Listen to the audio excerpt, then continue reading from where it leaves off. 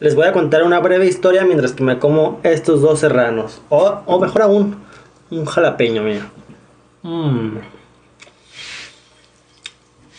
Cuando yo era chiquito, a mí no me gustaba el chile nada. Pero, conforme vi creciendo, pues ya realmente no me pica nada. Vean esto, es como si me comiera